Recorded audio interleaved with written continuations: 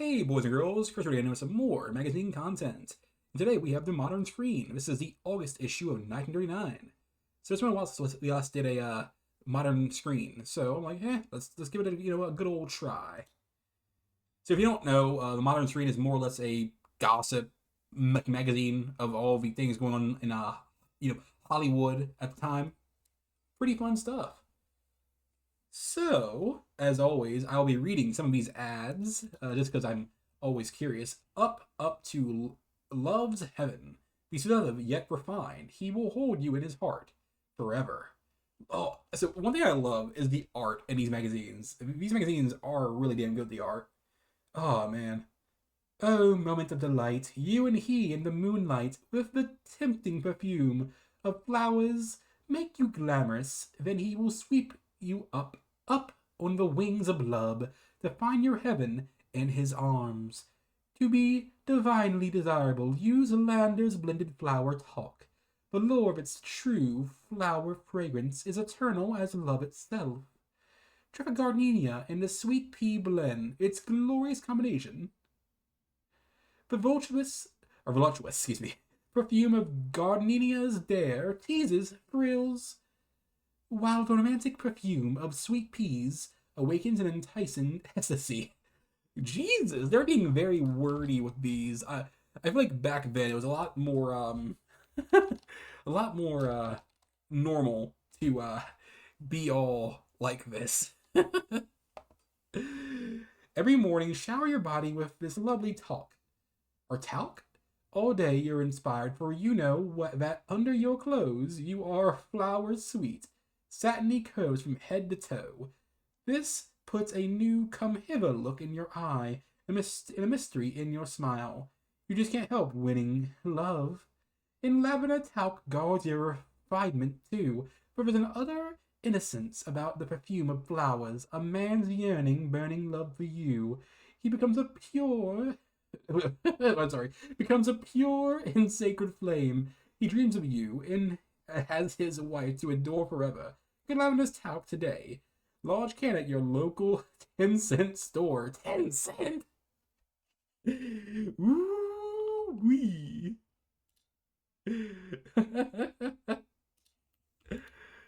So I'm just curious if Lander talc even they still exist. I looked it up, and it seems as if it's a no, but it could be around today. Well, I think the brand is still around, but like the actual company who made it is no longer around. Oh, it's talcum powder.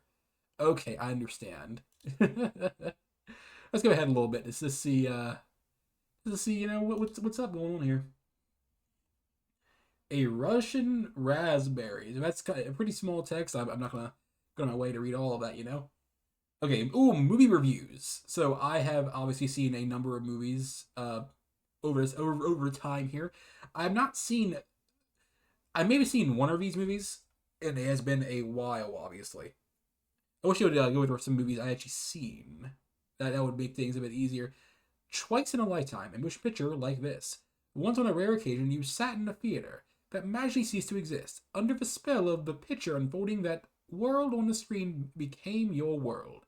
And there you lived and loved and laughed and cried with those feelings became your feelings, whose story became your very own. Such a picture, we believe, was Four Daughters. Yeah. This one I remember. I seen this one. This was a really good movie. Here, now certainly, just such a picture as this. Okay, I got it. Here, once again, the same celebrated players. Here again, a story, though different, sure to be cherished as long as your heart has room for love. So, remember correctly, this is a movie where a bunch of dudes are pursuing these lovely ladies. That's what I remember. Oh, give me one sec, people. My apologies. I had to sneeze, and I didn't want to, be all rude about it. We couldn't better the Four Daughters cast, so we reunited them for a still better picture. John Garfield, Claude Rains, Jeffrey Lynn, Faye Banter, Ronald Chris, Mae Robinson, Frank McDonald, Dick Foreign, and the Four Daughters: Priscilla Lane, Rosemary Lane, Lola Lane, and Gil Page. So yes, I had most likely seen this one before. It was really damn good. I actually enjoyed it for once. So, not saying I don't enjoy all the movies I've seen. I enjoyed most of them. Some of them were kind of like, Jesus, why did I watch this? A waste of my time. That's just how it is. $5. Oh, yep. These are more ads. I love seeing ads in a magazine. A $2 prize letter fixing to complain. Oh boy. Ooh, our puzzle page, and you got a fella here. So I'm not a very big puzzle fellow. Oh, goodbye, Mr. Chips. That actually was in our most recent Course Curations podcast episode. I recommend seeing it. It was a pretty damn good one. Goodbye, Mr. Chips is undoubtedly one of the finest pictures ever screened. All the charm of James Hilton's popular story has been retained, even enhanced in this film. In the role of Mr. Chips, Robert Donat gives a performance that surpasses all his previous efforts, and sets a new record for screen artistry. Though clever makeup continues in the next page. Okay. On page 80, so that's quite a way away. That's just how it is, though. I always wonder how they come up their scoring, because how we do it is a little different. Let's go ahead here. Ooh, Terran Power, Nelson Eddy, Great Audrey. Okay. Nancy Kelly, I believe that's the name. Reading cursive is not my strongest suit, I will admit. Don Imici and Ange Sheridan. Robert Durant and Gal Patrick.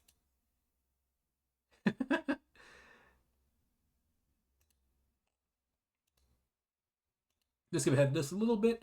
I'm just checking out things here and there. If I had 6 months to live. Bette Davis, who played the role of a doomed girl, tells what she herself would do under similar circumstances. I am intrigued. Let's read just a little bit of this. Not all of it. There's a lot here. You put Judy Trump. Oh, it's this. This is from Dark Victory. Okay. That's also another film we've seen in the last episode of the podcast. Interesting. Judy Traherne and her catastrophe, her dark victory, and how she had cheated on everybody's tongue, and everybody's heart and mind. I told Bette Davis that girl loved, met her death sentence, and died, and in doing so, not only broke our hearts, quickened our spirits with a new awareness of human nature and its rather divine potentialities, but also made us ask ourselves, if a doctor told me I had only a few months to live, what would I do? You, Bette, you especially must have asked yourself that question during the weeks that you, as Judy, were dying. If the doctor should read you your death sentence, Bette, what would you do? There fell silence in the green room, where Bette and I were launching. Lunching. I need to read that better next time. Ben Bette said with a characteristic vehemence, and intensity and honesty.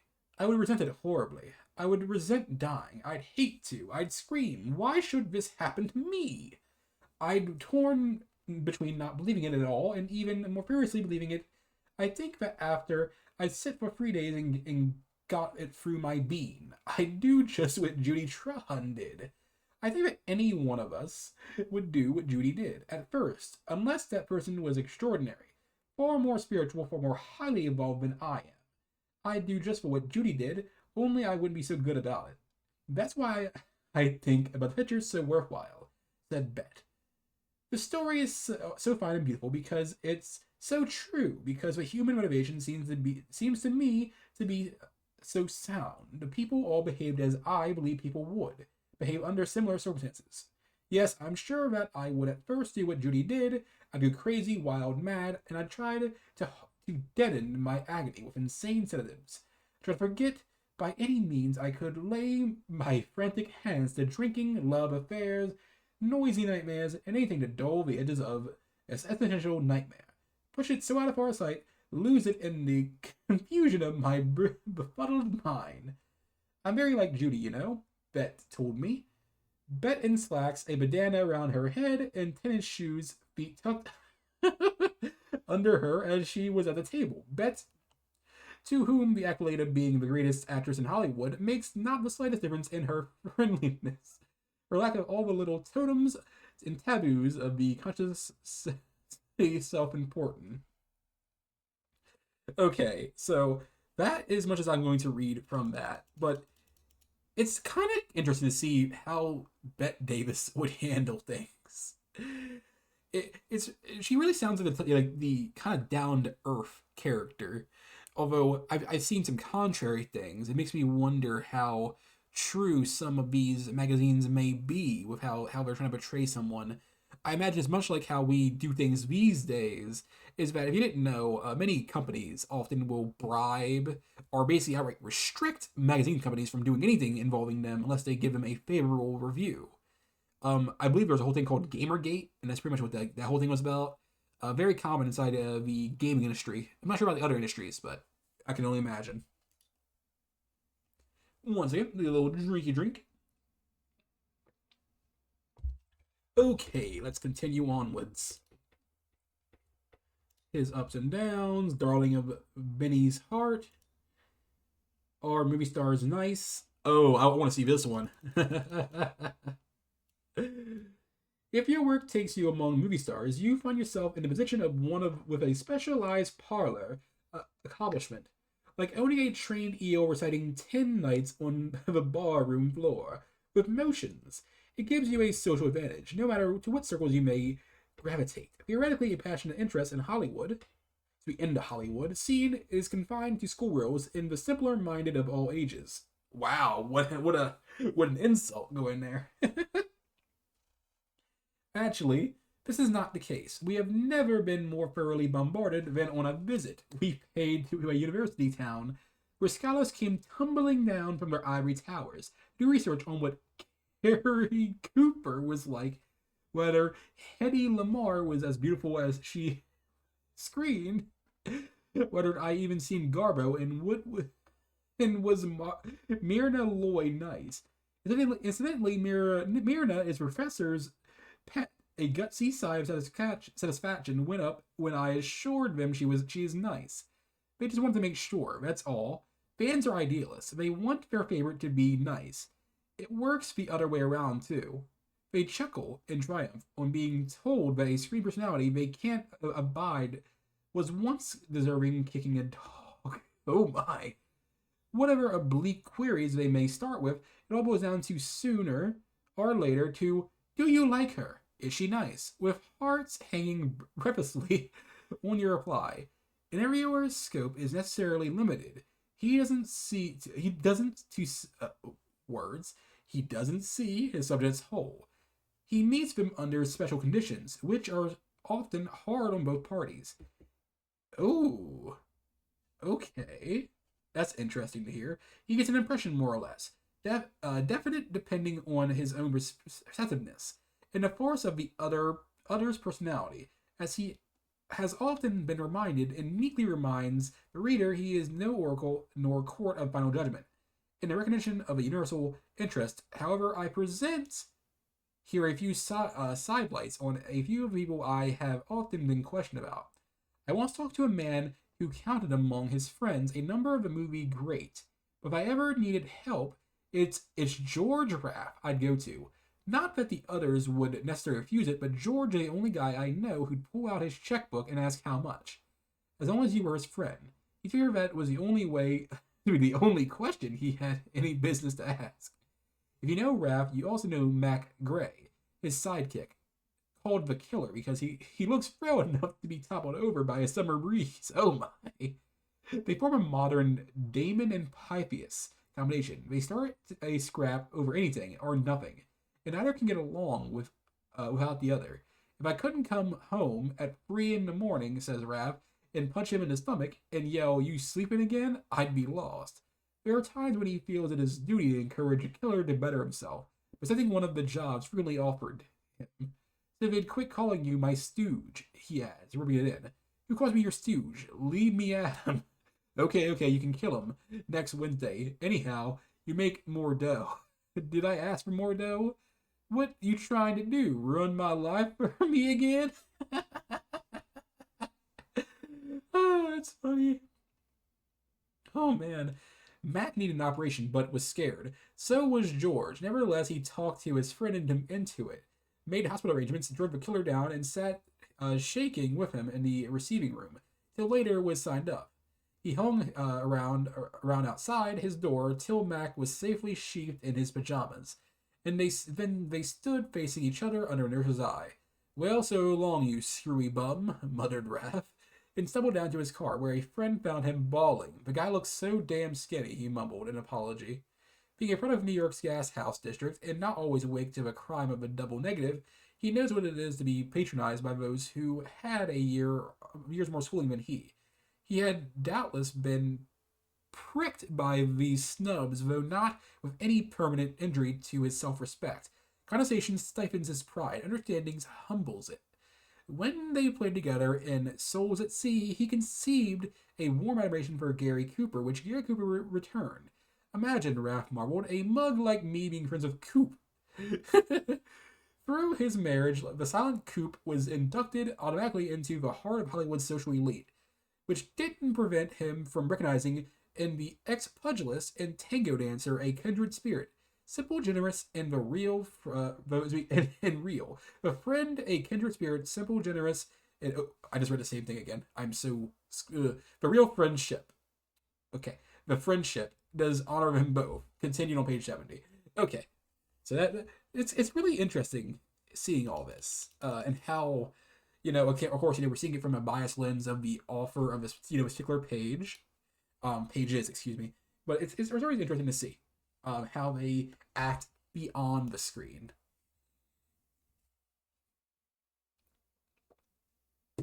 Apologies, I needed a quick little drink of water.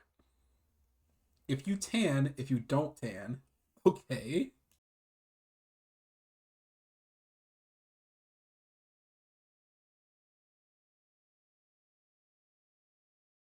Oh wow, I just mute myself by my mistake. My bad, people. Okay, let's see this nonsense. If you tan, if your skin has brown or yellow undertones, as it will if you suntanned, wear rouge in the orange-red color range.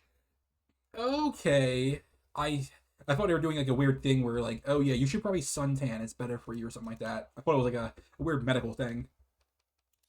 Skip ahead a little bit here. Ooh, happy birthday. Interesting. Is that Leonardo DiCaprio? Nah. I heard there's like a whole bunch of actors that actually like kind of like look like him from back in the day though. Very weird thing there, ain't it? Oh, this is pink. I wonder if it was a bad processing when they were doing that one. Ooh, some dentine. We see this before, people. Surprise! Him with extra summer meals. How to lose friends in hot weather. I want to read that one. Going out tonight? It's simply stifling. I have a dance date with Roger. You like that young man, don't you? I think he's grand. I hope I can make him like me. But later with Roger. Beau came between them. Awfully close in here, don't you think so? I go out for the terrace for a breath of fresh air? I wonder if he meant, gosh, wouldn't it be so terrible if I had Beau? I'm going to play it safe and use Life Buddy from now on. 2 weeks later. No wonder I'm in love with you. You're so fresh and dainty. Even in this sweltering weather. I'm so glad. I'm glad you think so, Roger. Life Boy. Okay, so at first I thought, so Bowie, I thought you were like making a weird joke there. It's so weird seeing these these weird random ads, But oh, so it's a soap of some sort. Um, oh, okay, I just caught on. So BO body odor. Okay, I'm slowing the uptake. Excuse me. To lovely hair on summer's days. Marrow oil shit. Okay, I don't know how much I trust something with oil, you know. Obviously, it doesn't actually contain oil. At least I don't think so. Imagine if it did though. That'd be kind of crazy. The natural beauty softness of your hair for blah blah blah. Okay, it's just a simple. Oh, okay, it has olive oil and stuff like that. I thought they were doing a weird thing, like adding gasoline or some shit to it. I'm like, oh, I don't think you should do that. Avoid undie odor with Lux. Ew. It happens though. We can they said Tampax. Is that like a tampons? Oh, and look, here's the solution to the puzzle from earlier. Okay. Which movie stars really have beautiful bodies? And you have the Scream Guide. Oh. Might have to check that out one of these days. Perhaps. So I think we're about 20 minutes in, and I think yeah, we're 21 minutes in. So I think, it's we're pretty good on ending it here. I still have another episode to do for another magazine. Yes, I did promise two episodes for today, and I am going to fulfill that. I'll probably take like a half an hour break before then now. So this episode will come out first, and then the other one will come out a bit later. If you guys enjoyed it, please like and subscribe for more, and peace.